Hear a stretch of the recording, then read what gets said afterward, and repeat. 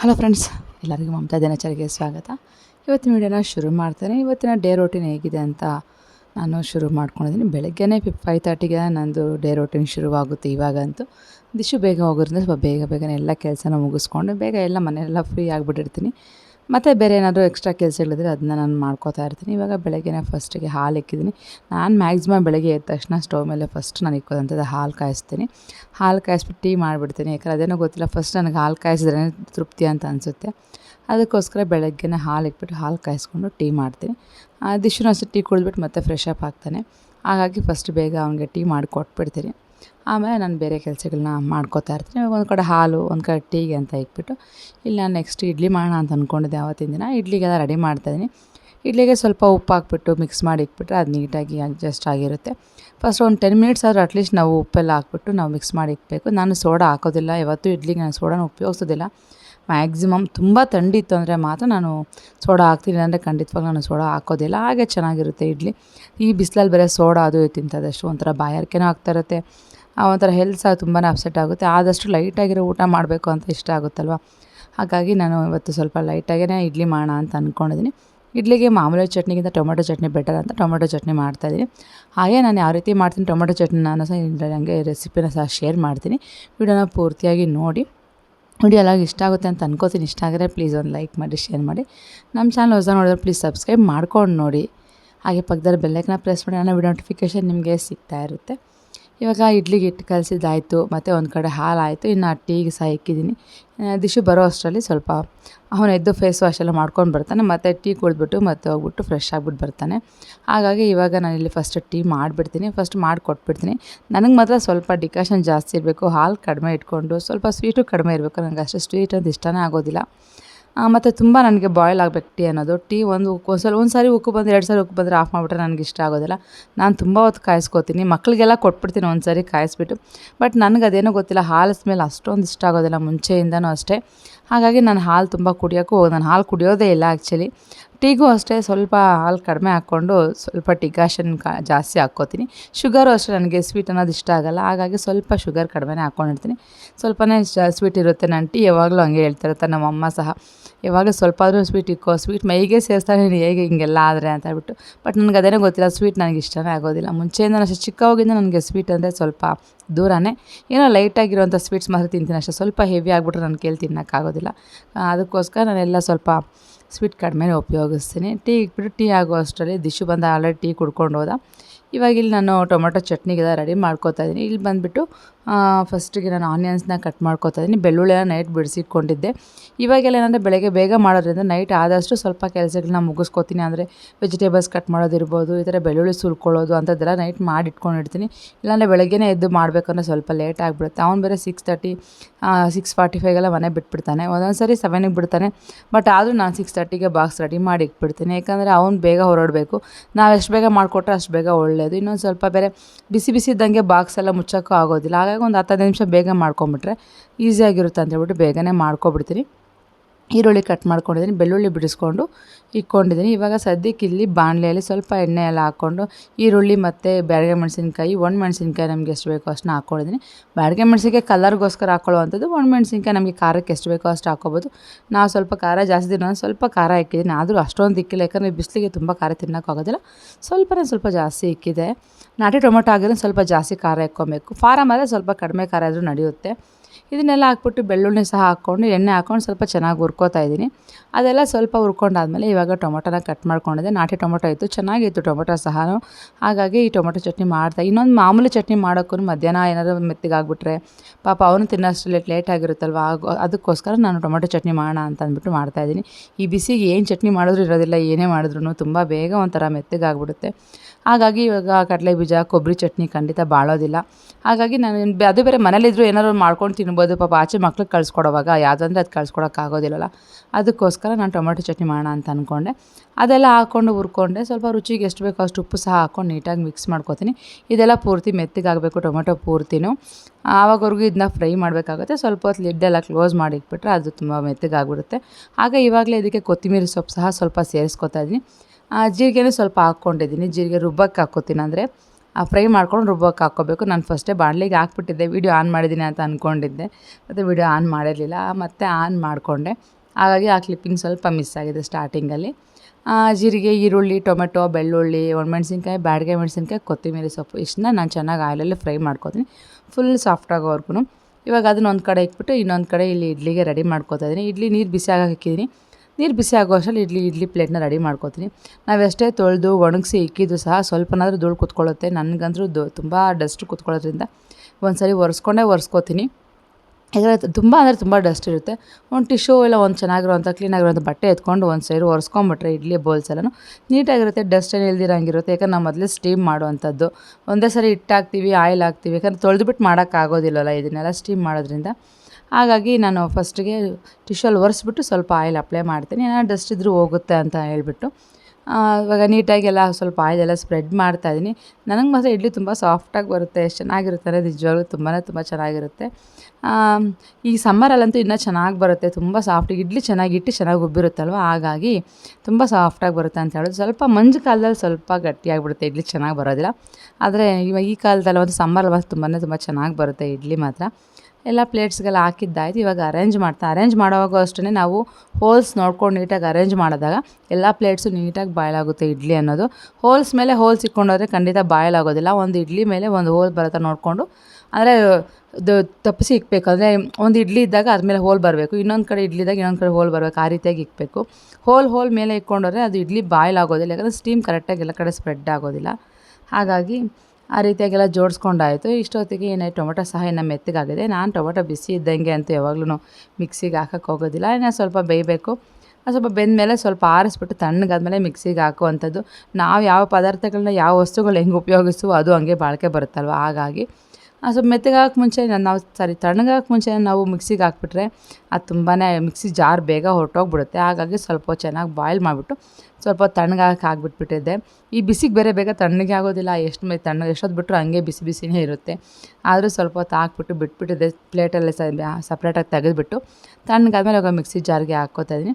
ಸ್ವಲ್ಪ ನುಣ್ಣಗೆ ರುಬ್ಕೋತೀನಿ, ತುಂಬ ತರಿಯಾಗಿದ್ರೂ ಚೆನ್ನಾಗಿ ಅನಿಸೋದಿಲ್ಲ ಇಡ್ಲಿಗೆ. ಈ ಟೊಮೆಟೊ ಚಟ್ನಿನ ದೋಸೆಗೂ ತುಂಬ ಚೆನ್ನಾಗಿರುತ್ತೆ, ಪಡ್ಡುಗೂ ಚೆನ್ನಾಗಿರುತ್ತೆ, ಹಾಗೆ ರೈಸ್ಗೂ ಅದೇ ತುಂಬ ಚೆನ್ನಾಗಿರುತ್ತೆ. ನನಗಂತೂ ಎಲ್ಲದಕ್ಕೂ ನಾನು ತಿಂತೀನಿ ಟೊಮೆಟೊ ಚಟ್ನಿ, ನಂಗೆ ತುಂಬಾ ಇಷ್ಟ ಆಗುತ್ತೆ.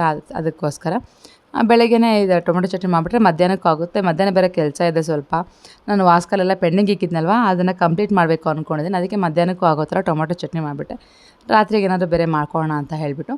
ಇವಾಗ ಎಲ್ಲ ಟೊಮೆಟೊ ಚಟ್ನಿಗೆ ರುಬ್ಕೊಂಡು ನೆಕ್ಸ್ಟ್ ಒಗ್ಗರಣೆ ಕೊಡ್ತಾಯಿದ್ದೀನಿ. ಒಗ್ಗರಣೆಗೆ ಸ್ವಲ್ಪ ಎಣ್ಣೆ, ಸಾಸಿವೆ, ಈರುಳ್ಳಿ, ಬ್ಯಾಡಗೆ ಮೆಣಸಿನ್ಕಾಯಿ, ಕೊತ್ತಂಬರಿ ಸೊಪ್ಪು ಹಾಕ್ಕೊಂಡು ಕರ್ಬೇವಿನ ಸೊಪ್ಪು ಸಹ ಹಾಕ್ಕೊಂಡು ಚೆನ್ನಾಗಿ ಬಾಡಿಸ್ಕೊತಾ ಇದ್ದೀನಿ. ಇಲ್ಲಿ ಬೇಕಂದರೆ ಜೀರಿಗೆ ಹಾಕ್ಕೊಬೋದು, ನಮ್ಮ ಚಿರು ಜೀರಿಗೆ ತಿನ್ನೋದಿಲ್ಲ, ಹಾಗಾಗಿ ನಾನು ಜೀರಿಗೆ ಹಾಕ್ಕೊಳ್ಳೋಕ್ಕೋಗಿಲ್ಲ, ಬರೀ ರುಬ್ಬಕ್ಕೆ ಮಾತ್ರ ಹಾಕ್ತೀನಿ. ನಾನು ಯಾವಾಗಲೂ ಜೀರಿಗೆ ಒಗ್ಗರಣೆಗೆ ಹಾಕೋದಿಲ್ಲ. ಚಿರುಗೆ ಜೀರಿಗೆ ಬಾಯಿಗೆ ಸಿಕ್ಕಿದ್ರೆ ಅವನು ಏನಾಗಲಿ ತಿನ್ನೋಕೆ ಹೋಗೋದಿಲ್ಲ. ಅವ್ನು ಯಾಕೋ ಈ ಜೀರಿಗೆ ಬಾಯಿಗೆ ಸಿಕ್ಕರೆ ಇಷ್ಟ ಆಗೋದಿಲ್ಲ ಅಂತ ಹೇಳ್ತಾನೆ. ಇದೆಲ್ಲ ಹಾಕ್ಕೊಂಡು ಫ್ರೈ ಮಾಡ್ಕೊಂಡು ಇದೊಂದು 2 ಕುದಿ ಬಂದರೆ ಸಾಕು.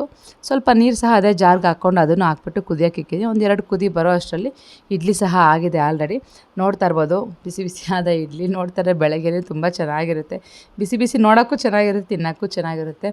ಆದರೆ ಈ ಬಿಸಿಲಿಗೆ ಸ್ವಲ್ಪ ತಿನ್ನೋಕ್ಕಾಗೋದಿಲ್ಲ ಬಿಸಿ. ಸ್ವಲ್ಪ ತಣ್ಣಗಾದ್ಮೇಲೆ ತಿಂದರೆ ಚೆನ್ನಾಗಿರುತ್ತೆ ಅಂತ ಅನಿಸುತ್ತೆ.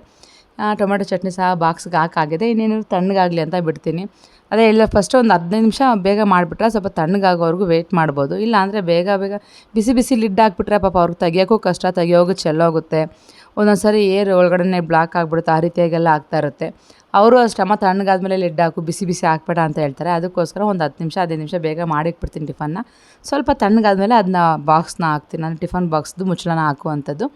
ಇವಾಗ ಇಲ್ಲಿ ಬಂದ್ಬಿಟ್ಟು ಇಡ್ಲಿ ಎಲ್ಲ ತೆಗಿತಾ ಇದ್ದೀನಿ. ಸ್ವಲ್ಪ ಪ್ಲೇಟ್ಸ್ಗೆಲ್ಲ ಸ್ವಲ್ಪ ತಣ್ಣೀರು ಹಾಕಿ ಬಿಟ್ಟಿದ್ದೆ, ಬಿಸಿ ಹಾಕಿದ್ರೆ ಅಷ್ಟೊಂದು ಚೆನ್ನಾಗಿ ಬರೋದಿಲ್ಲ. ಸ್ವಲ್ಪ ತಣ್ಣೀರು ಉದುರಿಸ್ಬಿಟ್ಟು 1-2 ಸೆಕೆಂಡ್ ಬಿಟ್ಬಿಟ್ಟು ಮತ್ತೆ ತೆಗೆದ್ರೆ ಚೆನ್ನಾಗಿ ಬರುತ್ತೆ ಇಡ್ಲಿ. ನೋಡ್ತಾ ಇರ್ಬೋದು, ತುಂಬಾ ಸಾಫ್ಟಾಗಿ ಬಂದಿತ್ತು ಇಡ್ಲಿ ಮಾತ್ರ. ಈ ಮಂಜು ಕಾಲದಲ್ಲಿಗಿಂತ ಈ ಬಿಸಿಗೆ ಕಾಲದಲ್ಲಿ ತುಂಬ ಚೆನ್ನಾಗಿ ಬರುತ್ತೆ ಇಡ್ಲಿ ಮಾತ್ರ, ತುಂಬ ಚೆನ್ನಾಗಿರುತ್ತೆ. ಮಂಜು ಕಾಲದಲ್ಲಿ ಊರಲ್ಲಿ ಉಬ್ಬೋದಿಲ್ಲ, ಅದಕ್ಕಾಗಿ ಅಷ್ಟು ಸಾಫ್ಟ್ ಅಂತ ಅನಿಸಲ್ಲ. ಬಟ್ ಈ ಬಿಸಿ ಕಾಲದಲ್ಲಿ ತುಂಬ ಚೆನ್ನಾಗಿ ಉಬ್ಬಿರುತ್ತೆ, ತುಂಬ ಬರುತ್ತೆ ಇಡ್ಲಿ. ಫೈನಲಾಗಿ ಅವ್ನ ಬಾಕ್ಸ್ ರೆಡಿ ಆಯಿತು. ಇನ್ನೇನಿದ್ರು ಅವ್ನು ಬಂದು ತೊಗೊಂಡು ಹೋಗ್ಬೇಕಷ್ಟೇ. ನಾನು ರೆಡಿ ಮಾಡಿ ಇಟ್ಬಿಡ್ತೀನಿ, ಅವ್ನಿಗೆ ಯಾವಾಗ ಬೇಕೋ ಅವಾಗ ಅವ್ನು ಬಂದು ರೆಡಿ ಆಗಿದ ತಕ್ಷಣ ತೊಗೊಂಡು ಹೋಗ್ತಾನೆ. ಒಂದ್ಸರಿ 6:30ಗೆ ಹೋಗ್ತಾನೆ, ಒಂದ್ಸರಿ 6:45. ಅವ್ರಿಗೆ ಹೆಂಗೆ ಕ್ಲಾಸಸ್ ಇರುತ್ತೋ ಆ ರೀತಿಯಾಗಿ ಒಂದೇ ಟೈಮಿಂಗ್ಸ್ ಅಂತ ಇರಲ್ಲ. ಒಂದೊಬ್ಬರು ಟೀಚರ್ಸ್ ಒಂದೊಂದು ಟೈಮಿಂಗ್ಸ್ ಹೇಳಿರ್ತಾರೆ, ಆ ಟೈಮ್ ಕರೆಕ್ಟಾಗಿ ಹೋಗ್ತಾನೆ. ಹಾಗಾಗಿ ನಾನು 6:30ಗೆ ರೆಡಿ ಮಾಡಿ ಇಕ್ಕಿರ್ತೀನಿ. 5:30 6:30 ನನಗೆ 1 ಅವರ್ ಬೇಕಾಗುತ್ತೆ ಟಿಫನ್ ಮಾಡಿ ಅವ್ನ ಬಾಕ್ಸ್ ರೆಡಿ ಮಾಡಿ ಟೀ ಕಾಫಿ ಎಲ್ಲ ರೆಡಿ ಮಾಡಿಕೊಡೋ ಅಷ್ಟರಲ್ಲಿ. ಇವಾಗ ಫೈನಲಾಗಿ ಅವನ್ನ ಕಳಿಸ್ಬಿಟ್ಟು ನಾನು ಸ್ವಲ್ಪ ಟೀ ಕುಡಿತಾ ಇದ್ದೀನಿ. ಟೀ ಕುಡಿದ್ಬಿಟ್ಟು ಮತ್ತೆ ಕೆಲಸಗಳಿದ್ದಾವೆ. ಇವತ್ತು ಮನೆ ಕೆಲಸ ಸ್ವಲ್ಪ ಜಾಸ್ತಿನೇ ಇದೆ ಅಂತ ಹೇಳ್ಬೋದು. ಎಕ್ಸ್ಟ್ರಾ ಕೆಲಸ ಇದ್ದಾಗ ಸ್ವಲ್ಪ ಬೇಗ ಮನೆ ಕೆಲಸ ಮುಗಿಸ್ಕೊಂಬಿಟ್ರೆ ಎಕ್ಸ್ಟ್ರಾ ಕೆಲಸ ಮಾಡೋಕ್ಕೆ ಟೈಮ್ ಸಿಗುತ್ತೆ. ಇಲ್ಲಾಂದರೆ ಮನೆ ಕೆಲಸಕ್ಕೆ ಟೈಮ್ ಆಗೋಗುತ್ತೆ, ಬೇರೆ ಕೆಲಸ ಮಾಡ್ಕೊಳ್ಳೋಕ್ಕೆ ಆಗೋದಿಲ್ಲ. ಟೀ ಎಲ್ಲ ಕುಡಿದ್ಬಿಟ್ಟು ಮತ್ತೆ ಎಲ್ಲಿಂದೆಲ್ಲ ಎತ್ತಿಕ್ಬಿಟ್ಟು ಇವಾಗ ಪಾತ್ರೆನ ಫಸ್ಟ್ ತೊಳೆದು ಬಿಡ್ತೀನಿ. ಈ ಇಡ್ಲಿ ಮಾಡಿದಾಗಂತೂ ಅದೆಷ್ಟು ಪಾತ್ರೆ ಬೀಳುತ್ತೋ ಅಂತೂ ಗೊತ್ತಿಲ್ಲ, ಅದೇನಂತ ಗೊತ್ತಿಲ್ಲ. ಇಡ್ಲಿ ಮಾಡಿದಾಗೆಲ್ಲ ಪಾತ್ರೆ ಫುಲ್ ಶಿಂಕ್ ತುಂಬ ಹೋಗುತ್ತೆ. ಎಷ್ಟೇ ಶಿಂಕ್ ಖಾಲಿ ಇಕ್ಬೇಕು ಅಂದರೂ ಆಗೋದಿಲ್ಲ. ಅದಕ್ಕೋಸ್ಕರ ಫಸ್ಟ್ ಇಡ್ಲಿ ಎಲ್ಲ ತೆಗ್ದಿದ ತಕ್ಷಣ ಫಸ್ಟಿಗೆ ನಾನು ಶಿಂಕ್ನ ಖಾಲಿ ಮಾಡ್ತಾಯಿದ್ದೀನಿ. ಎಲ್ಲ ಕ್ಲೀನಾಗಿ ತೊಳೆದ್ಬಿಟ್ಟು ಇಕ್ಬಿಟ್ರೆ ಒಂಥರ ನಮಗೂ ಪೀಸಾಗಿರುತ್ತೆ, ಬೇರೆ ಕೆಲಸ ಮಾಡೋಕ್ಕೆ ಇಂಟ್ರೆಸ್ಟ್ ಬರುತ್ತೆ. ಇಲ್ಲ ಅಂದರೆ ಅಲ್ಲಿ ಪಾತ್ರೆ ಇದೆ, ಇಲ್ಲಿ ಅದು ಕಸ ಇದೆ, ಅಲ್ಲಿ ಅದಿದೆ, ಇಲ್ಲಿ ಇದಿದೆ ಅಂತ ಅಲ್ಲೇ ಜ್ಞಾನ ಹೋಗ್ತಾ ಇರುತ್ತೆ. ನಾವೇನಾದರೂ ಬೇರೆ ಕೆಲಸ ಮಾಡಬೇಕು ಅಂತ ಅಂದ್ಕೊಂಡಾಗ ಮನೆ ಕೆಲಸನ ಫಸ್ಟಿಗೆ ಮುಗಿಸ್ಕೊಬೇಕು ಕ್ಲೀನಾಗಿ. ಮನೆ ಕ್ಲೀನಾಗಿದ್ದರೆ ಬೇರೆ ಏನು ಕೆಲಸ ಮಾಡೋಕ್ಕೆ ಇಂಟ್ರೆಸ್ಟ್ ಬರುತ್ತೆ, ಆಟೋಮೆಟಿಕ್ಕಾಗಿ ನಮಗೆ ಆ ಕಡೆ ಜ್ಞಾನ ಹೋಗ್ತಾ ಇರುತ್ತೆ. ಇಲ್ಲ ಮನೆ ಕೆಲಸ ಮುಗ್ದಿಲ್ಲ ಅಂದರೆ ಅಯ್ಯೋ ಇದು ಮುಗಿಲಿ ಅಂತ ಅಂದ್ಕೊಂಡು ಮನೆ ಕೆಲಸ ಮಾಡ್ಕೊಂಡೇ ಇರ್ತೀವಿ. ಬೇರೆ ಏನು ಕೆಲಸ ಮಾಡೋದಕ್ಕೂ ನಮಗೆ ಮನಸ್ಸು ಒಪ್ಪೋದಿಲ್ಲ. ಹಾಗಾಗಿ ಫಸ್ಟಿಗೆ ನಾನೆಲ್ಲ ಮನೆ ಕೆಲಸ ಎಲ್ಲ ಮುಗಿಸ್ಕೊಂಬಿಟ್ಟಿದ್ದೆ. ಮ್ಯಾಕ್ಸಿಮಮ್ ಒಂದು 9:30 ಆ ಕೆಲಸ ಮುಗ್ದೋಗಿತ್ತು. ಅದಾದಮೇಲೆ ಸ್ನಾನ ಮಾಡಿಕೊಂಡು ಫ್ರೆಶ್ ಅಪ್ ಆಗಿ ಬಂದು ಹಾಗೆ ಪೂಜೆ ಮಾಡಬೇಡ ಅಂತೇಳ್ಬಿಟ್ಟು ಪೂಜೆ ಮಾಡ್ಕೋತಾ ಇದ್ದೀನಿ. ಪೂಜೆ ಡೈಲಿ ಅಂದರೆ ಒಂದೊಂದು ಹೂವು ಇಕ್ಬಿಟ್ಟು ಸಿಂಗಲಾಗಿ ಹೂವು ಇಕ್ಬಿಟ್ಟು ಪೂಜೆ ಮಾಡ್ಕೋತೀನಿ. ಮಾಮೂಲಿ ಶುಕ್ರವಾರ ದಿನ ಮಾತ್ರ ಕಟ್ಟಿರೋಂಥ ಹೂವು ತರಿಸಿ ಅದನ್ನು ಹಾಕ್ತೀನಿ. ಮಾಮೂಲಿ ಬೇರೆ ದಿನಗಳಲ್ಲಿ ಬಿಡಿ ಹೂವು ಇರುತ್ತಲ್ಲ, ಬಿಡಿ ಹೂವನ್ನ ಇರೋದನ್ನು ಇಕ್ಬಿಟ್ಟು ಅಲಂಕಾರ ಮಾಡಿಕೊಂಡು ಪೂಜೆ ಮಾಡ್ಕೋತಾ ಇರ್ತೀನಿ. ಯಾವಾಗಲೂ ಕಟ್ಟಿರೋ ಹೂವನ್ನ ಇಕ್ಕಕ್ಕೂ ಆಗೋದಿಲ್ಲ, ಅದು ಚೆನ್ನಾಗಿರೋದಿಲ್ಲ. ಈ ಬಿಸಿಲಿಗೆ ಏನಪ್ಪ ಬೇಗ ಒಣಗೋಗ್ಬಿಡುತ್ತೆ ಹೂವು ಸಹ, ಎಷ್ಟು ಹೂವು ಹಾಕಿದ್ರೂ ಚೆನ್ನಾಗಿ ಅನಿಸೋದಿಲ್ಲ. ಇವತ್ತು ಇಕ್ಕಿರೋ ಹೂವು ನಾಳೆ ಬೆಳಗ್ಗೆ ಅಷ್ಟೊತ್ತಿಗೆ ಅದು ನೀಟಾಗಿ ಒಣಗೋಗ್ಬಿಟ್ಟಿರುತ್ತೆ ಫುಲ್ಲು. ಮಳೆಗಾಲದಲ್ಲಿ ಮಂಜು ಕಾಲದಲ್ಲಿ ಚೆನ್ನಾಗಿರುತ್ತೆ ಹೂವು ಫ್ರೆಶ್ ಆಗಿ. ಬಟ್ ಈ ಬಿಸಿಲು ಕಾಲದಲ್ಲಿ ಎಂಥ ಹೂವು ತಂದಿಕ್ಕರು ಒಂದೇ ದಿನ ನೆಕ್ಸ್ಟ್ ಡೇಗೆ ಅದು ಬಾಡೋಗ್ಬಿಟ್ಟಂಗೆ ಆಗ್ಬಿಟ್ಟಿರುತ್ತೆ. ಇವಾಗ ಫೈನಲಾಗಿ ಅಲಂಕಾರ ಸಹ ಮುಗಿದಿದೆ. ಇನ್ನು ಹೊಸ್ಲಿಗೆಲ್ಲ ನಾನೇನು ರಂಗೋಲಿ ಏನು ಹಾಕೋಕೆ ಹೋಗಲಿಲ್ಲ, ಯಾಕಂದರೆ ಪೇಂಟ್ ಹಾಕೋಣ ಅಂತ ಅಂದ್ಕೊಂಡಿದ್ದೆ. ರಂಗೋಲಿ ಹಾಕ್ಬಿಟ್ರೆ ಮತ್ತೆ ಅದನ್ನ ತೆಗೆದು ಅದು ಒಣಗೋವರೆಗೂ ವೆಯ್ಟ್ ಮಾಡಿ ಮತ್ತೆ ರಂಗೋಲಿ ಹಾಕಬೇಕಾಗುತ್ತೆ. ಹಾಗಾಗಿ ನಾನು ರಂಗೋಲಿನ ಹಾಕ್ಕೊಳಕ್ಕೆ ಹೋಗಿಲ್ಲ, ಅದು ಹಂಗೆ ಬಿಟ್ಬಿಟ್ಟು ಮಾಮೂಲಿ ದೇವ್ರ ಮನೆ ಮಾತ್ರ ಕ್ಲೀನ್ ಮಾಡಿಕೊಂಡು ಇಲ್ಲಿ ಮಾತ್ರ ಪೂಜೆನ ಮಾಡ್ಕೋತಾ ಇದ್ದೀನಿ. ಇನ್ನು ಫೈನಲಾಗಿ ಆ ವೀಡಿಯೋನ ಕಂಟಿನ್ಯೂ ಆಗಿ ನೋಡಿ ನಾನು ಯಾವ ರೀತಿಯಾಗಿ ರಂಗೋಲಿಗಳು ಹಾಕ್ಕೊಂಡೆ ಹೊಸ್ಲಿಗೆಲ್ಲನೂ, ಯಾವ್ಯಾವ ಹೊಸ್ಲಿಗೆ ಯಾವ್ಯಾವ ಡಿಸೈನ್ಸ್ ಹಾಕಿದ್ದೀನಿ ಅಂತಂದ್ಬಿಟ್ಟು ನಾನು ಮುಂದೆ ವೀಡಿಯೋದೊಂದಿಗೆ ಶೇರ್ ಮಾಡ್ತಾ ಇರ್ತೀನಿ. ಮನೆ ಕೆಲಸ ಎಲ್ಲ ಮುಗಿಸ್ಕೊಂಡು ಮತ್ತೆ ನಾನು ಆ ಕೆಲಸನ ಶುರು ಮಾಡ್ಕೊಳ್ಳೋದು. ಮನೆ ಕೆಲಸ ಎಲ್ಲಂದಲ್ಲಿ ಇಕ್ಬಿಟ್ಟು ಕೆಲಸ ಶುರು ಮಾಡೋಕ್ಕಾಗೋದಿಲ್ವಲ್ಲ, ಹಾಗಾಗಿ ಇನ್ನೊಂದು ಸ್ನಾನ ಮಾಡಿದ್ರೆ ಈ ಥರ ಕೆಲಸ ಮಾಡಬೇಕು ಅದು ನನಗೂ ಮನಸ್ಸು ಒಪ್ಪೋದಿಲ್ಲ. ದೇವ್ರ ಕೆಲಸ ಏನೇ ಮಾಡಬೇಕು ಅಂದರೂ ಫಸ್ಟು ಸ್ನಾನ ಮಾಡ್ಕೊಂಡು ಫ್ರೆಶ್ ಅಪ್ ಆಗಿಬಿಟ್ಟು ಮಾಡಿದ್ರೆ ನನಗೊಂಥರ ನೆಮ್ಮದಿ, ಆವಾಗ ಒಂಥರ ಏನೋ ಕ್ಲೀನ್ ಅಂತ ಒಂದು ಫೀಲ್ ಬರುತ್ತೆ. ಹಾಗಾಗಿ ನೋಡ್ತಾ ಇರ್ಬೋದು ಇವಾಗ ಆ್ಯಕ್ಚುಲಿ 11 ಆಗಿದೆ. 11 ಅಷ್ಟೊತ್ತಿಗೆ ನಂದು ಪೂಜೆ ಎಲ್ಲ ಮುಗಿದಿದೆ. ಮನೆ ಕೆಲಸನೂ ಪೂರ್ತಿಯಾಗಿ ಮನೆ ಕ್ಲೀನಿಂಗ್ ಇರ್ಬೋದು, ಪಾತ್ರೆ ಕ್ಲೀನಿಂಗು ಪ್ರತಿಯೊಂದು ಕ್ಲೀನ್ ಆಗಿದೆ. ಇನ್ನೇನಿದ್ರು ಸ್ವಲ್ಪ ಟಿಫನ್ ತಿಂದ್ಬಿಟ್ಟು ಮತ್ತೆ ನನ್ನ ರೊಟೀನ ಅಂದರೆ ನನ್ನ ಎಕ್ಸ್ಟ್ರಾ ಕೆಲಸನ ಶುರು ಮಾಡಬೇಕು. ಯಾವಾಗಲೂ ಅಷ್ಟೇ ಎಕ್ಸ್ಟ್ರಾ ಕೆಲಸ ಮಾಡಬೇಕು ಅಂದಾಗ ಸ್ವಲ್ಪ ಎಫರ್ಟ್ ಜಾಸ್ತಿನೇ ಹಾಕಬೇಕಾಗುತ್ತೆ. ಇಲ್ಲ ಅಂದರೆ ಬೇರೆ ಕೆಲಸ ಮಾಡ್ಕೊಳಕ್ಕಾಗಲ್ಲ. ಮನೆ ಕೆಲಸ ಮಾಡೋ ಅಷ್ಟರಲ್ಲಿ ಟೈಮ್ ಕರೆಕ್ಟಾಗಿರುತ್ತೆ, ಮತ್ತು ಬೇರೆ ಕೆಲಸ ಮಾಡೋಕ್ಕೆ ಇಂಟ್ರೆಸ್ಟು ಬರೋದಿಲ್ಲ, ಸಾಕಾಗ್ಬಿಟ್ಟಿರುತ್ತೆ.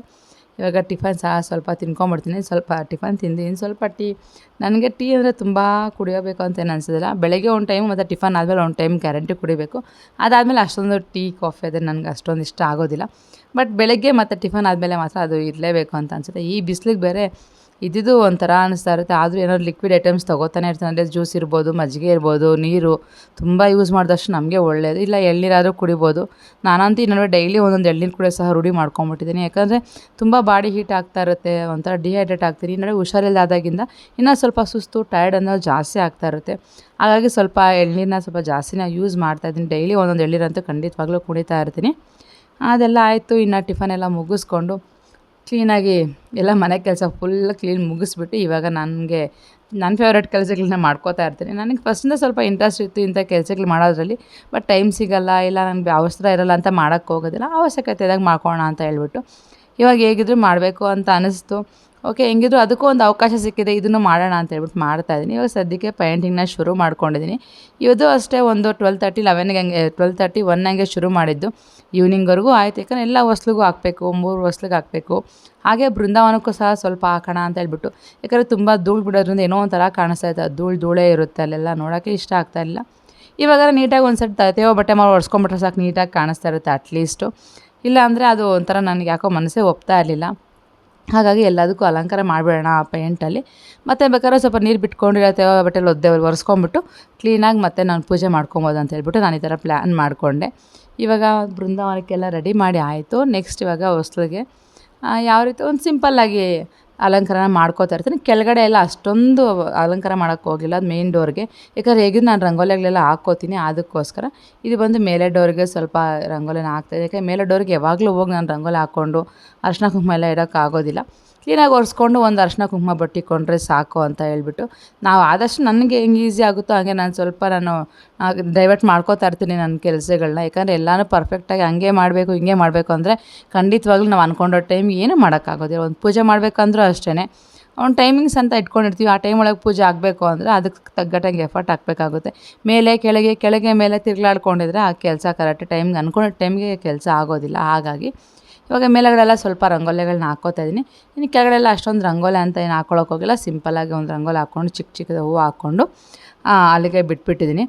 ಬಿಸಿಲಿದ್ದಂಗೆ ಫಸ್ಟ್ ಹಾಕ್ಕೊಂಬಿಡ್ತೀನಿ, ಯಾಕಂದರೆ ಬಿಸಿಲಿದ್ದಂಗೆ ಹಾಕ್ಕೊಂಬಿಟ್ರೆ ಬೇಗ ಒಣಕೊಂಬಿಡುತ್ತೆ. ಇಲ್ಲ ಅಂದರೆ ಅದು ಒಣಗೋದಿಲ್ಲ, ಲೇಟ್ ಆಗಿಬಿಟ್ರೆ ಮತ್ತು ಕೈಗೆ ಕಾಲಿಗೆ ಹಂಗೆ ಎಲ್ಲ ಮೆತ್ಕೋತಾ ಇರುತ್ತೆ. ಅದಕ್ಕಾಗಿ ಇಲ್ಲಿ ನೋಡ್ತಾ ಇದ್ರಲ್ಲ ಬೃಂದಾವನಕ್ಕೆ ಈ ರೀತಿಯಾಗಿ ಸಿಂಪಲಾಗಿ ಅಲಂಕಾರ ಮಾಡಿದೆ. ನೋಡೋಕ್ಕೆ ತುಂಬ ಚೆನ್ನಾಗಿ ಅಂತ ಅನ್ನಿಸ್ತಾ ಇತ್ತು ನನಗೆ.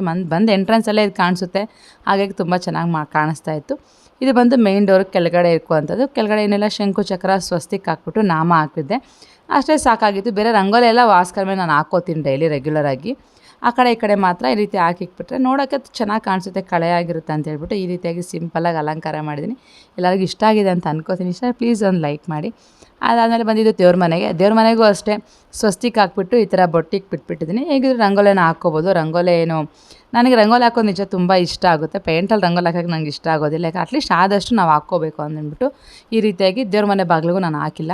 ಇದು ಬಂದು ಯುಟಿಲಿಟಿ ಡೋರ್ಗೆ ಸಿಂಪಲ್ಲಾಗಿ ಈ ರೀತಿಯಾಗಿ ರಂಗೋಲಿ ಹಾಕ್ಬಿಟ್ಬಿಟ್ಟಿದ್ದೀನಿ. ಇದನ್ನು ಯಾವಾಗಲೂ ನಾನು ರಂಗೋಲಿ ಹಾಕೋಕ್ಕೆ ಹೋಗೋದಿಲ್ಲ, ಒರೆಸ್ಕೊಂಡ್ಬಿಟ್ರೆ ಸಾಕು, ನೀಟಾಗಿ ಕಾಣಿಸುತ್ತಲ್ವ, ಅದಕ್ಕಾಗಿ. ಇದೆಲ್ಲ ಮುಗಿದ್ಮೇಲೆ ಇನ್ನು ಫಸ್ಟ್ ಫ್ಲೋರಲ್ಲಿ ಇವಾಗ ರಂಗೋಲಿನ ಹಾಕಿದ್ದೆ. ಅದು ಸ್ವಲ್ಪ ಡ್ರೈ ಆಗಿಬಿಟ್ಟಿತ್ತು ಯಾಕಂದರೆ ಬೆಳಗ್ಗೆ ಫಸ್ಟ್ ಮೇಲೆ ಹಾಕಿ ಬಂದುಬಿಟ್ಟೆ ಕೆಳಗಡೆಗೆ, ಹಾಗಾಗಿ ಅದು ಡ್ರೈ ಆಗಿತ್ತು. ಡೋರ್ ಮುಚ್ಚಿಬಿಟ್ಟಿದ್ದೆ. ಇವಾಗ ಒಳಗಡೆಯಿಂದ ಹೋಗಿ ಓಪನ್ ಮಾಡ್ತಾಯಿದ್ದೀನಿ. ಇಲ್ಲಿ ನೋಡ್ತಾ ಇರ್ಬೋದು, ಇಲ್ಲೂ ಅಷ್ಟೇ ಆ ಒಂದು ಕುಬೇರ ರಂಗೋಲಿ ಮತ್ತು ಅಷ್ಟದಳ ರಂಗೋಲಿನ ಬಿಟ್ಬಿಟ್ಟಿದ್ದೀನಿ. ಇವಾಗ ಇಲ್ಲ ಅಷ್ಟೇ ಕ್ಲೀನಾಗಿ ಒರೆಸ್ಕೊಂಬಿಟ್ರೆ ವಾಸ್ಕಲ್ ನೀಟಾಗಿ ಕಾಣಿಸುತ್ತೆ, ನೋಡೋಕ್ಕೂ ತುಂಬ ಚೆನ್ನಾಗಿರುತ್ತೆ. ನನಗಂತೂ ಫುಲ್ ಚೆನ್ನಾಗಿ ಕಾಣಿಸ್ತಾ ಇತ್ತು. ವಾಸ್ಕಲ್ ನೋಡೋದಕ್ಕೆ ಒಂಥರ ಖುಷಿ ಅಂತ ಅನಿಸ್ತಾ ಇತ್ತು. ಯಾಕಂದರೆ ನನಗೆ ಈ ನಡುವೆ ಆ ಪೇಂಟೆಲ್ಲ ಒಟ್ಟೋಗಿ ಆ ಪಾಲಿಶೆಲ್ಲ ಒಟ್ಟೋಗೋದಕ್ಕೆ ವಾಸ್ಕಲ್ ನೋಡಿದ್ರೆ ಬೇಜಾರಾಗ್ತಾಯಿತ್ತು ಖಂಡಿತವಾಗ್ಲೂ. ಯಾವಾಗ ನೋಡ್ರು ಧೂಳೇ ಕೂತ್ಕೊಂಡಿರೋದು. ಬಟ್ ಇವಾಗ ಹಂಗಿಲ್ಲ, ಒಂದು ಒದ್ದೆ ಬಟ್ಟೆ ಮಾಡ್ಕೊಂಡು ಒರೆಸ್ಕೊಂಡ್ರೆ ನೀಟಾಗಿ ಕಾಣಿಸುತ್ತೆ ನೋಡೋಕ್ಕೂ. ಮನೆ ಮಾತ್ರ ಮೇನ್ ಏನೇ ಇರಲಿ ಮೇನ್ ಡೋರ್ ಚೆನ್ನಾಗಿರ್ಬೇಕಲ್ವಾ. ನಾನು ಈ ವಿಡಿಯೋ ಸಹ ಎಂಡ್ ಮಾಡ್ತೀನಿ. Thank you so much for watching. Take care, bye.